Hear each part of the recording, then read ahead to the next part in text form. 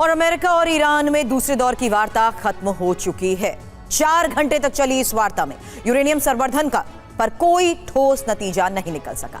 दावा है कि ईरान 3 साल तक परमाणु संवर्धन बंद करने के लिए तैयार है, लेकिन इसके बदले ईरान ने सभी प्रतिबंध हटाए जाने की मांग की है, जबकि अमेरिका पहले ही ये साफ कर चुका है ईरान को हमेशा के लिए परमाणु संवर्धन पूरी तरह बंद करना होगा। वहीं ईरान ने अमेरिका को अपने तेवर दिखाना शुरू कर दिया है। ईरान ने हॉर्मुज स्ट्रेट को बंद कर दिया है और अपनी वॉर ड्रिल जारी रखी है, जबकि हॉर्मुज स्ट्रेट को ईरान ने सैन्य छावनी में बदल दिया है। तो संदेश साफ है कि ईरान झुकने वाला नहीं है, यानी जिनेवा मंथन के बाद अरब में तबाही की आशंका बेहद ज्यादा बढ़ चुकी है। फिलहाल बड़ी खबर यही है कि जिनेवा में ईरान और अमेरिका बातचीत बेनतीजा रही। बातचीत के बाद ईरान का बहुत बड़ा एक्शन, जहां ईरान ने अस्थायी तौर पर हॉर्मुज स्ट्रेट को बंद किया है।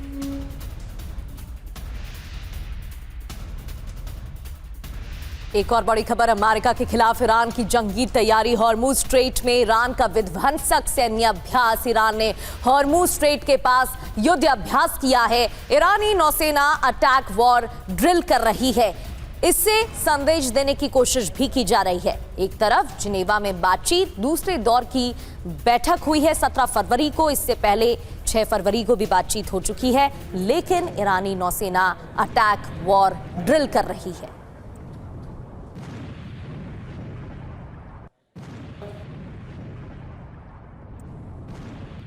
करारा जवाब मिलेगा, क्योंकि खबर हॉर्मुज स्ट्रेट में ईरान के जोरदार शक्ति प्रदर्शन को लेकर है। हालांकि स्ट्रेट में ईरानी सेना ने विध्वंसक सैन्य अभ्यास भी किया है और फारस की खाड़ी और ओमान सागर से ईरान को यह संदेश है, ईरान का यह संदेश है, ईरान की नौसेना अटैक वॉर ड्रिल कर रही है। फारस की खाड़ी में तैनात अमेरिकी युद्धपोत को यह चुनौती है और सरकारी मीडिया पर सैन्य अभ्यास का प्रसारण भी किया गया है। लेकिन खबर क्योंकि स्ट्रेट ऑफ हॉर्मुज को लेकर है, तो इसकी स्ट्रैटेजिकल इंपॉर्टेंस समझिए। ईरान का यह फैसला क्या असर कर सकता है, यह भी जानना बहुत जरूरी है, क्योंकि ईरान अगर स्ट्रेट ऑफ हॉर्मुज को बंद करता है, अब अमेरिका क्या करेगा, यह एक बड़ा सवाल है। हॉर्मुज स्ट्रेट को जानिए, फारस की खाड़ी और अरब सागर के बीच है। ये खाड़ी देशों से ऑयल सप्लाई का ये समुद्री रास्ता है और यही स्ट्रैटेजिकल इंपॉर्टेंस का मैं जिक्र कर रही थी, क्योंकि करीब 34 किलोमीटर संकरा समुद्री इलाका, जहां दोनों दिशा से करीब 3 किलोमीटर चौड़ी शिपिंग लेन है, पूरा इलाका ईरान के नियंत्रण वाला है। अब इतना खास भी क्यों है, क्योंकि दुनिया के 26% ऑयल सप्लाई का ये रूट है। ऑयल सप्लाई का वो मार्ग जहां हॉर्मुज ठप होने पर ही ऑयल की कमी होगी। अमेरिका सहित पूरी दुनिया पर इसका असर पड़ेगा। स्ट्रेट बंद होने से ही अमेरिका को बड़ा नुकसान। मनीष हमारे सहयोगी इस वक्त हमें ज्वाइन कर चुके हैं। मनीष, ईरान का यह फैसला वाकई ये बताता है कि आखिर क्यों अब स्ट्रेट ऑफ हॉर्मुज को बंद करने की नौबत आ चुकी है, क्योंकि दोनों स्तर पर हुई इस तैयारी के बीच ये ईरान का दबाव पूरी दुनिया पर बड़ा असर डाल सकता है और यहां तक कि अमेरिका को भी सोचने पर मजबूर कर सकता है। बिल्कुल सही कहा आपने। देखिए, सबसे बड़ी बात तो है कि आम भाषा में कहूं तो ईरान के पास जो सबसे बड़ा मिसाइल है वो हॉर्मुज मिसाइल है। बिल्कुल, यानी कि जब ईरान ये चेतावनी देता है कि वो स्ट्रेट ऑफ हॉर्मुज को बंद कर देगा, तो फिर इसका असर केवल अमेरिका और इजराइल पर नहीं बल्कि पूरी दुनिया पर पड़ेगा, क्योंकि जो पूरा ऑयल सप्लाई रूट है वो बंद हो जाएगा। लेकिन एक बात यह भी है कि स्ट्रेट ऑफ हॉर्मुज एक किस्म का रेड लाइन भी है। जिस दिन ईरान इसे बंद करेगा, मतलब वो जंग का ऐलान कर रहा है। और ये बात अमेरिका भी कह चुका है कि अगर आपने स्ट्रेट ऑफ हॉर्मुज को बंद किया तो हम इसे जंग का ऐलान मानेंगे और फिर उसी हिसाब से हम एक्शन लेंगे। तो ये अलग बात है कि इस वक्त IRGC पिछले 24 घंटे से वहां पर लाइव ड्रिल्स कर रही है और वहीं पर अमेरिकन एयरक्राफ्ट कैरियर मौजूद है। पिछली बार भी, पिछले हफ्ते भी जब IRGC की एक्टिविटी हो रही थी तो उन्होंने चेतावनी दी थी कि आप थोड़ा दूर रहो, सावधानी बरतो। एक छोटा सा मिस कैलकुलेशन यहां पर मध्य पूर्व में महायुद्ध को शुरू कर सकता है।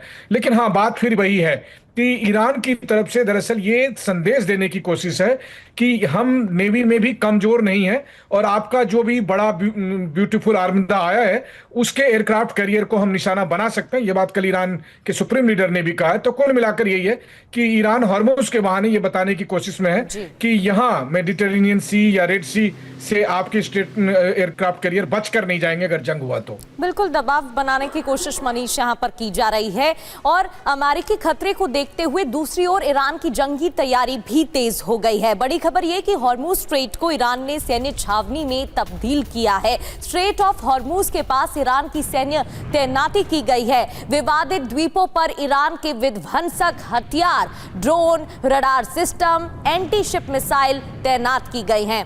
तो एक तरफ संदेश दिए जा रहे हैं, वॉर ड्रिल जारी है, और दूसरी ओर जंगी तैयारी तेज। अब स्ट्रेट ऑफ हार्मुज में ही ईरान की जंगी तैयारी के बारे में एक डिटेल, क्योंकि ईरान ने विध्वंसक हथियारों को तो तैनात किया है, स्ट्रेट द्वीपों को ईरान ने सैन्य छावनी में बदला है। हालांकि पूरे समुद्री इलाके में ईरान के ड्रोन भी मंडरा रहे हैं। द्वीप पर मिसाइल, रडार सिस्टम की तैनाती को लेकर भी खबर प्रगति। और हॉर्मुज पर खतरे के चलते ईरानी सैन्य एक्शन भी तेज है। वहीं IRGC की ओर से तैनाती और सैन्य अभ्यास भी जारी है। लेकिन ईरान की वॉर ड्रिल पर अमेरिका की भी नजर है। एक और बड़ी खबर यह कि हॉर्मुज स्ट्रेट में ईरानी ड्रिल को लेकर अमेरिका अलर्ट है। हॉर्मुज स्ट्रेट से 700 किलोमीटर दूर USS लिंकन है और यूएस और ईरान सेना के बीच भी तनाव जिस तरीके से बढ़ रहा है, आज की बड़ी खबर स्ट्रेट ऑफ हॉर्मुज को लेकर है। और हॉर्मुज स्ट्रेट से 700 किलोमीटर दूर USS लिंकन। और अमेरिकी उपराष्ट्रपति JD वेंस ने बहुत बड़ा बयान दिया है। ईरान को लेकर ट्रंप के पास सभी विकल्प मौजूद हैं। एक एक कर अमेरिका की तरफ से साफ किया जा रहा है। अमेरिका के पास राजनयिक और सैन्य विकल्प खुले हैं, ये भी JD वेंस की तरफ से साफ किया गया। किसी भी हालात में ईरान के पास परमाणु हथियार नहीं हो सकते। दूसरी ओर ईरान की तरफ से साफ किया जा रहा है कि परमाणु हथियार बनाने से उन्हें नहीं रोका जा सकता। और जिनेवा वार्ता के बाद ईरानी विदेश मंत्री ने बयान दिया, तीसरे दौर की वार्ता की तारीख तय नहीं है, अब्बास अरागची की तरफ से कहा गया। और ट्रंप को खामेनेई की सीधी चुनौती, अमेरिकी जहाजों को कभी भी डुबो सकता है ईरान। जंग के मैदान में सिर्फ तकनीकी श्रेष्ठता काम नहीं आती है, हिम्मत से किसी भी शक्तिशाली सेना को गिराया जा सकता है।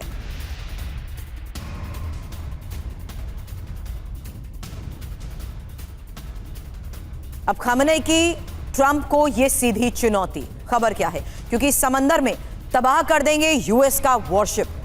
ये बहुत बड़ी चेतावनी और सीधी चुनौती है, ये कहते हुए कि समंदर में यूएस का वॉरशिप तबाह कर देंगे और एयरक्राफ्ट कैरियर से डराने की कोशिश यूएस ना करे। अमेरिकी वॉरशिप को समुद्र की गहराई में भेज सकते हैं। अमेरिकी जहाजों को कभी भी डुबा सकता है ईरान, ये भी कहा गया। जंग के मैदान में सिर्फ तकनीकी श्रेष्ठता काम नहीं आती, दुनिया की सबसे मजबूत फोर्स को भी गिराया जा सकता है, ये भी कहा गया है। और मनीष लगातार हमारे साथ बने हुए हैं। मनीष, ईरान की तरफ से पल पल पर संदेश दिया जा रहा है, ये बताया जा रहा है कि ईरान को कम नहीं आंका जा सकता है। अमेरिका भले ही पावरफुल देश है, लेकिन ईरान पीछे नहीं हटने वाला है और इसी वजह से लगातार ड्रिल्स भी की जा रही हैं, ये बयान भी सामने आ रहे हैं। देखिए, एक झलक तो ईरान ने पिछले साल दिखाया, जब 12 दिन की लड़ाई हुई थी इजराइल के साथ, तब उन्होंने दिखाया कि उनके पास किस तरह के मिसाइल क्षमता है।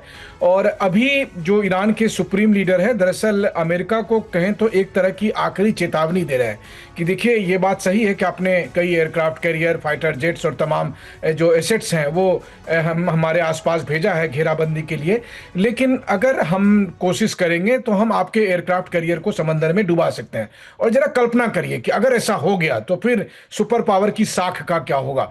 दूसरी बात यह है कि अमेरिका और इजराइल को एक साथ दर्जनों ठिकाने पर ईरान में हमले करने होंगे, जबकि ईरान का सिर्फ और सिर्फ एक मकसद है कि वो अपने दर्जनों बैलिस्टिक मिसाइल, सैकड़ों मिसाइल और हजारों ड्रोन से एक साथ केवल एक एयरक्राफ्ट कैरियर को निशाना बनाकर अगर हमला करे तो आप कितने एयर डिफेंस सिस्टम से उसे रोकने की कोशिश करेंगे, कितने फाइटर जेट लगाएंगे। और ऐसे में अगर 2-4 मिसाइल भी अगर गिर गया एयरक्राफ्ट कैरियर पर तो एयरक्राफ्ट कैरियर तो डूब जाएगा। तो यही बात ईरान के सुप्रीम लीडर कहने की कोशिश कर रहे हैं और यही IRGC की मिलिट्री स्ट्रेटेजी है अमेरिका से लड़ने को। बिल्कुल, और ऐसे में अमेरिकी वॉरशिप की मूवमेंट पर ईरान की नई मिसाइल वार्निंग। मनीष, एक और बड़ी खबर है, ईरान ने दुनिया को अब Abu Mahdi anti ship missile दिखाई है और वॉरशिप को तबाह करने के लिए ही बनी है अबू मेहदी मिसाइल। आपको बता दें, अबू मेहदी मिसाइल की अनुमानित रेंज करीब 1000 किलोमीटर है और मिडिल ईस्ट में अमेरिकी वॉरशिप के लिए ये बड़ी चुनौती।